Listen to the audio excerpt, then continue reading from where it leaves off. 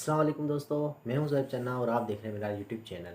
آج میں آپ کو بتاؤں گا کہ ہم اپنی انگلش کیسے امپروو کر سکتے ہیں اور اپنی ڈیلی لائف میں جو ہم بات چیت کر رہے ہوتے ہیں، گفتگو کر رہے ہوتے ہیں اور ہم انگلش بولنا چاہ رہے ہوتے ہیں اور ہچکچاہٹ ہوتی ہے، ہمیں سینٹینسز نہیں آ رہے ہوتے، تو میں آپ کو سکھاؤں گا کہ ہم ڈیلی لائف کے سینٹینسز کس طرح یوز کر سکتے ہیں اور اپنی انگلش کو کس طرح امپروو کر سکتے ہیں۔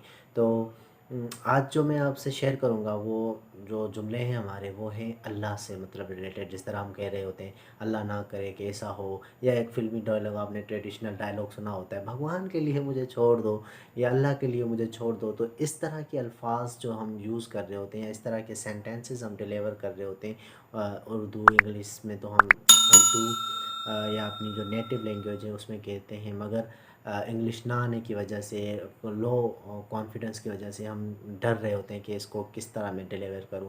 تو اگر میں اس کو ہم شروعات کریں گے کہ اللہ نہ کرے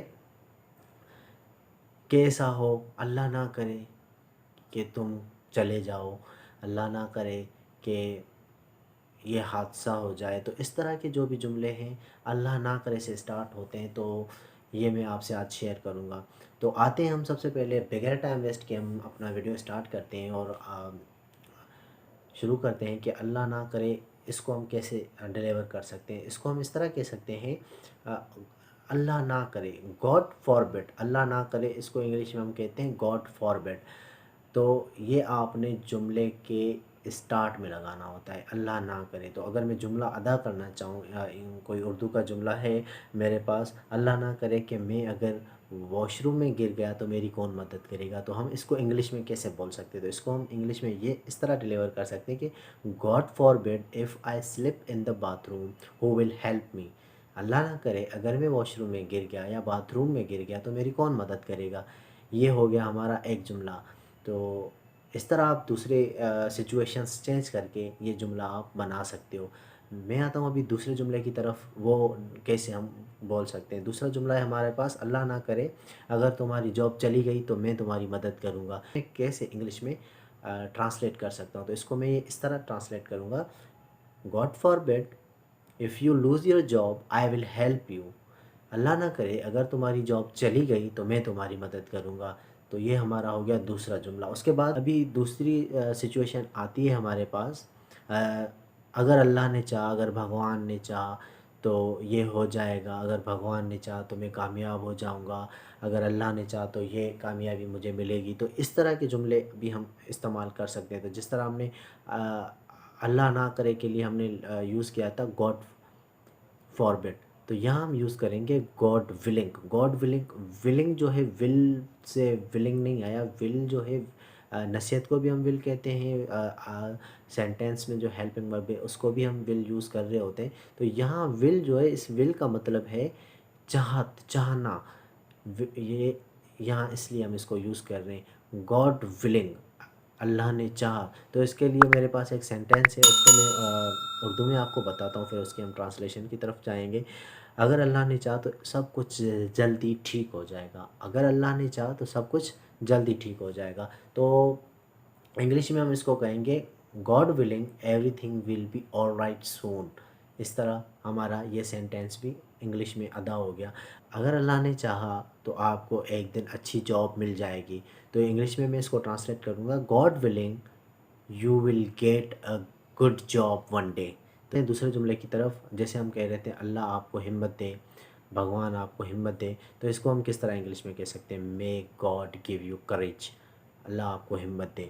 دوسرا ہم کہہ سکتے ہیں کہ may God fulfil your dreams, اللہ آپ کے خواب پورے کرے۔ ابھی آتے ہیں ہم دوسرا جملہ ہم استعمال کرنا چاہ رہے ہیں گاڈ نوز۔ تو آپ نے سنا ہے کہ کوئی بھی ہم سے سوال کرتا ہے کہ یار یہ کہاں رکھا ہوا ہے، یا یہ باسط کہاں ہے، علی کہاں ہے، تو ہم نارملی بھی جواب دے دیتے ہیں گاڈ نوز، تو اللہ جانے۔ تو ابھی اگر اس کو ہمیں فل اس سینٹینس کو ہمیں اپلائی کرنا ہے انگلش میں ٹرانسلیشن کے ساتھ، کسی کو کہنا ہے، جواب دینا ہے، تو اس کے لیے میرے پاس ایک اردو میں ایک سینٹینس ہے، اس کو ہم انگلش میں بعد میں ٹرانسفر کریں گے۔ جملہ میں آپ کو پڑھ کے بتاتا ہوں کہ اردو میں کون سا جملہ ہے۔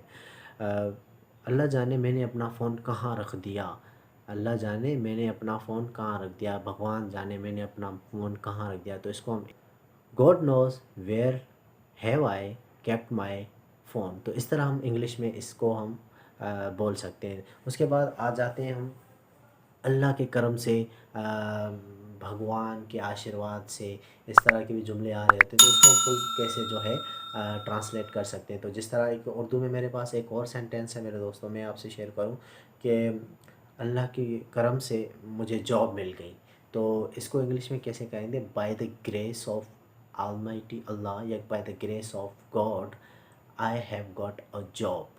تو اس طرح اس جملے کو ہم یوز کر سکتے ہیں. تو اللہ کے کرم سے، بھگوان کے آشیرواد سے، تو یہ سارے جملے جو ہیں ہم اس طرح by the grace of God لگا کے ہم ڈیلیور کر سکتے ہیں. اس کے بعد دوسرا جملہ ہے میرے پاس، میں نے نیا گھر خرید لیا. اللہ کے کرم سے، بھگوان کی کرپا سے میں نے نیا گھر خرید لیا. تو اس کو ہم انگلش میں کیسے کہیں گے؟ By the grace of God I have Bat a new house. تو اس طرح آپ جملہ جو ہے انگلش میں بول سکتے ہیں اور اپنی انگلش کو مزید امپروو کر سکتے ہیں. تو الفاظ آپ چینج کر سکتے ہیں. جس طرح میں یہاں گھر کے لیے یوز کر رہا ہوں، جاب کے لیے یوز کر رہا ہوں، by the grace of God I have succeed in my exams, I have succeed in my project. تو یہ سارے وہ جملے ہیں کہ اللہ کے کرم سے یا بھگوان کی کرپا سے میں نے اپنے ایگزام پاس کر لیے، میں اپنے ایگزامس میں کامیاب ہو گیا. تو یہ جملے آپ ٹرانسلیٹ کر سکتے ہیں اور اپنی انگلش کو اور امپروو کر کے اور اس کو مزید آپ فلوئنٹ بنا سکتے ہیں. اس کے بعد دوستوں میرے پاس اور جملے ہیں دو، جس کو ہم آگے جا کے ابھی شیئر کرتا ہوں ابھی میں آپ سے کہ دوسرے ہمارے پاس کون سے جملے ہیں. جس طرح ہم کہتے ہیں بھگوان کے لیے مجھے چھوڑ دو، وہی ٹریڈیشنل ڈائلاگ جو ہمارے پاس آتا ہے، وہ ہیروئن کہہ رہی ہوتی ہے بھگوان کے لیے مجھے چھوڑ دو. تو اس کو انگلش میں ہم کیسے بول سکتے ہیں؟ تو کے لیے یہاں فار گاڈ سیک، اللہ کے لیے یا بھگوان کے لیے، تو یہاں ہم یوز کرتے ہیں فار گاڈ سیک، یعنی اللہ کے لیے، بھگوان کے لیے. تو آگے ہم کیا کہنا چاہ رہے ہیں؟ غصے میں ہوتے ہیں جب ہم کہتے ہیں کہ بھگوان کے لیے مجھے اکیلا چھوڑ دو. تو اس کو ہم انگلش میں اس طرح ڈیلیور کر سکتے ہیں، for God sake, for God sake leave me alone. مطلب اللہ کے لیے، بھگوان کے لیے مجھے اکیلا چھوڑ دو. اس کے بعد دوسرا جملہ ہے میرے پاس، اللہ کے واسطے مجھے تنگ نہیں کرو، مجھے پریشان نہیں کرو. تو اس کو میں اردو میں تو یہ میں نے آپ کو بتا دیا. تو انگلش میں ہم اس کو کس طرح ٹرانسلیٹ کر سکتے ہیں؟ تو اس کو آپ کہہ سکتے ہیں for God sake don't bother me. For God sake, for for God sake don't bother me. بھگوان کے لیے مجھے زیادہ تنگ نہ کرو، اللہ کے لیے مجھے زیادہ تنگ نہ کرو. اس کے بعد ہے کوئی بھی چیز آ جاتی ہے، کوئی دوست، ہم بات چیت کر رہے ہوتے ہیں، اگر دوست آپ سے بول رہا ہوتا ہے یار میں آتے آتے میرا ایکسیڈنٹ ہوا، تو آپ اس کو جو ہے ایسے کہہ سکتے ہیں کہ تھینک گاڈ. یہ بھی ہم جواب میں بھی کہہ سکتے ہیں. اگر آپ اس کو مزید اور جواب اس کا اچھا دینا چاہ رہے ہیں تو آپ اس کو یہ بھی کہہ سکتے ہیں thank God nothing happen to you. اللہ کا شکر ہے، بھگوان کی کرپا سے یا اللہ کا شکر ہے آپ کو کچھ نہیں ہوا. Thank God nothing happen to you. تو دوستو آج کا یہ ہمارا لیسن تھا. تو انشاءاللہ اگلی اور ویڈیوز میں بناؤں گا جس میں بہت ساری انگلش کی ویڈیوز میں آپ کو سکھاؤں گا کہ ہم ڈیلی لائف میں کس طرح اپنی انگلش کو امپروو کر سکتے ہیں اور اپنی انگلش کو فلوئنٹ بنا سکتے ہیں. تو آپ سے گزارش ہے کہ اگر آپ کو میری ویڈیو اچھی لگی اور آپ نے کچھ سیکھا میرے اس ویڈیو سے تو میرے چینل کو ضرور سبسکرائب کریں اور بیل آئیکن کو ضرور پریس کریں تاکہ آنے والی ہر ویڈیو آپ کو ملے اور آپ اپنی انگلش کو امپروو کر سکتے ہیں. ملتے ہیں نئی ویڈیو میں، تب تک اللہ حافظ.